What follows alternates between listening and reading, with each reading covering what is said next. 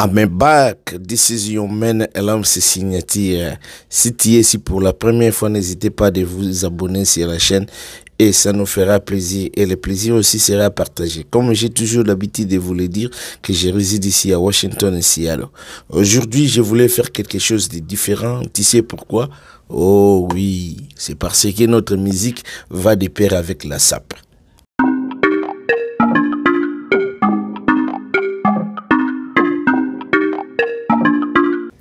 Beaucoup critiquent, mais cette fois-ci, personne ne passera inaperçu. C'est-à-dire que nous allons tout mélanger. Quelle est l'affaire?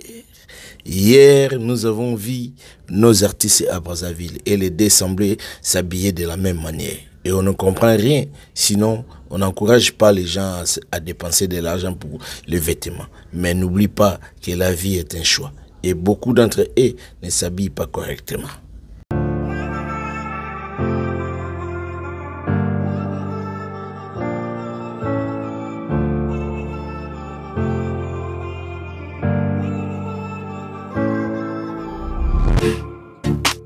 Les uns achètent, tandis que d'autres n'achètent pas.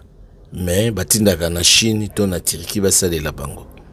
Quand ils regardent les dés, ils sont bien habillés, hein? Et vraiment, maintenant, tout ça, la mélange. Tout mélange, tout est nani oyo, a sombi, nani oyo, a salisi na Turquie. Pour bilamba, on y a soumis, les autres semblent là, et look the same.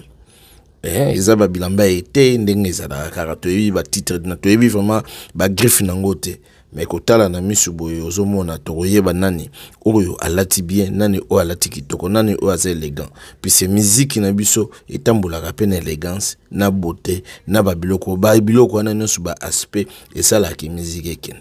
Donc je parle de Fally et de Ferré. Na coutrement na bango ya lobby ndenge zalaki batebele bakoloba ke c'est pas ça la musique, c'est pas ça la musique, toko comparer musique te, toko comparer ça peut-être, toko comparer beauté te, mais c'est ça aussi c'est qui fait la gaieté ya musique. Musique na biso rumba na biso etambolaka na ba rasta te boyebi yango bien. Rumba na biso etambolaka te ke o mutaza la ndenge ni ata kolata swag, mais rumba etambolaka toujours na aspect na elamba.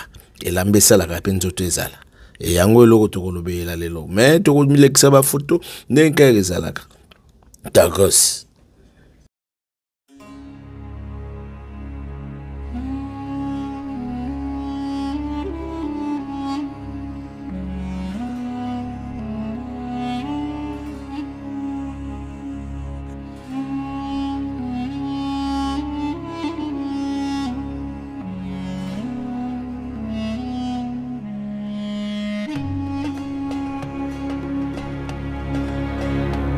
Et quand ils regardent les dés, ils sont vraiment bien habillés, hein?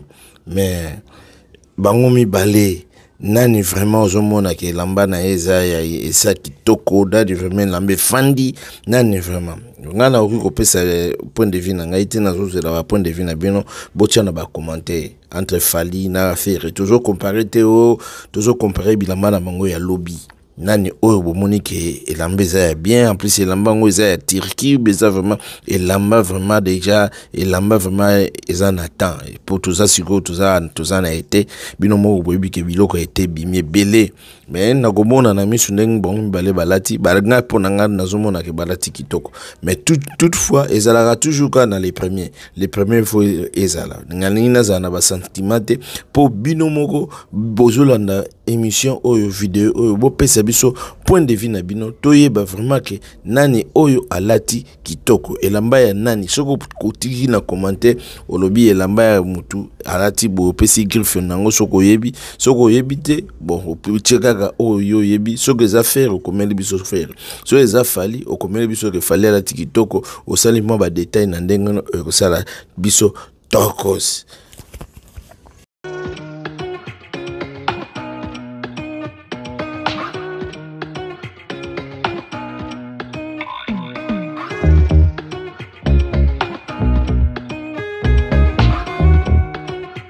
Musiciens congolais belé basumba kalisusu bilamba na magasin te hein bakoma kotinda bilamba na Turquie ka kotinda mais okutala bango na réseaux sociaux makelele na ba YouTube makelele ba Facebook makelele ozomona mama ba otela biso ba bilamba ya mankiona.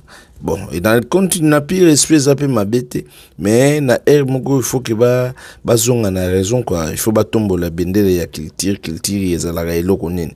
Moko bazo bunga nzela. Bon, toutefois tokotike la bango surtout oyo wana na yebi ya l'autre là wana la taka mabe, il faut boyebi c'est que ya changer accoutrement. Artiste nyoso yebi kala taka mabe, comme la biso kombo na ye.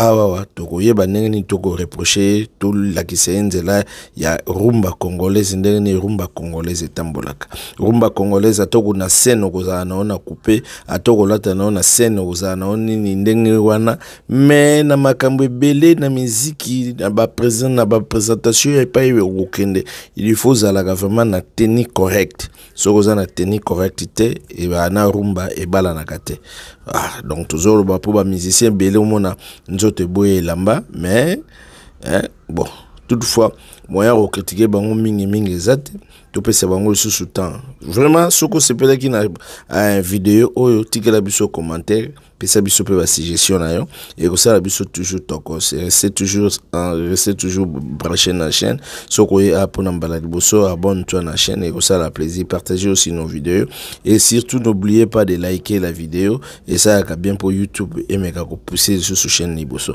vraiment sinon on est ensemble ma bende liwa soki monoko betaki libaku yo yebika monoko do bakebele et ça ka rebele à suivre Takos bye bye.